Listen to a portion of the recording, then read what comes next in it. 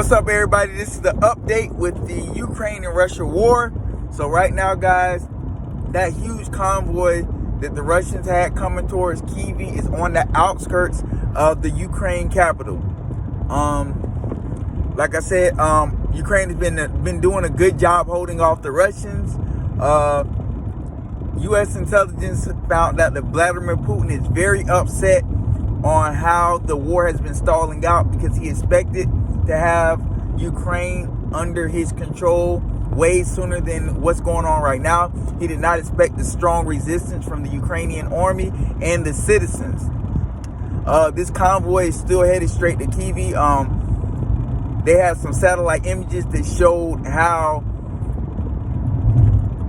basically the battlefield of armored vehicles destroyed, houses burnt down, and you can tell the Russians have been attacking citizens and residential areas. The news tower, the biggest TV tower in the capital, was bombed. I believe several people died in it. Not only was that wasn't the only residential building or commercial building that was bombed, but that was one of the biggest ones, and that was actually the spot where Germany and the Nazis, killed about 33,000 Jews. So history is kind of repeating itself in the same way, but a little differently this time around. Maybe by tomorrow that convoy will be making a push into the capital. We will see how the resistance of the Ukrainians hold off. They've been doing a great job. Like I said, we're going into, day 6 of this war, and it's ugly. It's real ugly. Because the Russians have been using illegal weapons. They have been bombing citizens. In war, you do not attack citizens. You go for military facilities and things of that sort.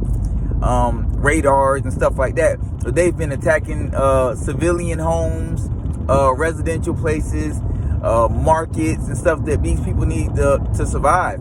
They've been destroying energy and gas and stuff. People need to, you gotta think Ukraine is really cold. These people need this heat and stuff to survive. But Russians have been doing a terrible job. And one thing we have learned from this war, one is the Russians have nothing to fight for. It's not that the Russian army is not strong or whatever. They have no meaning behind going to war. There's nothing behind it. They're just fighting because their leader said, go over to this country and fight. And most of them didn't even know they were going to war. They thought they were doing military exercises. The Ukrainians, on the other hand, they're fighting for their country. They're fighting to maintain their country, their independence, their freedom. They're fighting for something. A lot of Russians have put down their weapons and left vehicles in the middle of the road because they did not want to fight this war. They have protests going on in Russia. Russia's economy is already collapsing from the sanctions that the Western countries and all the other countries are putting on them. At a UN meeting, the Russian minister went to speak. Everybody walked out of the UN meeting. About time the UN did something besides, look symbolic, just like the League of Nations some years back. Because they never really do anything. They're just there. But Russia is starting to feel the pressure, so is Vladimir Putin. And this is scary because Putin has a lot of pride, and I think he will do anything to not look bad and to win this war.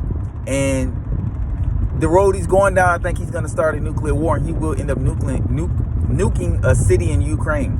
I believe it's going to happen. It may not be the capital, but it will be a major city. But yeah, like I said, guys, the Russian army, we've learned right now that the Russians are not the superpower we thought they were. If they have to use nuclear bombs in order to win this war, then that shows you they're not really as tough as everybody thought. And after this, I don't think anybody will compare them to the United States or China anymore. More or less the United States. We haven't seen China really in war. Their country is not that experienced with war, but they do have a strong military. Same thing, Russians have a strong military, but apparently they're doing something wrong. And they underestimated the power of the will to survive, which is what the Ukrainians have. So I keep you guys updated. Let's pray for Ukraine.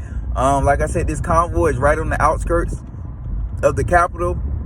And apparently Belarus president is sending reinforcements in to help. He's scared of Putin, so he's probably going to do whatever Putin tells him to do. I wouldn't be surprised if his country ends up getting invaded in the near future. But we're going to see how this play out, and this could lead to World War III if a nuke is set off.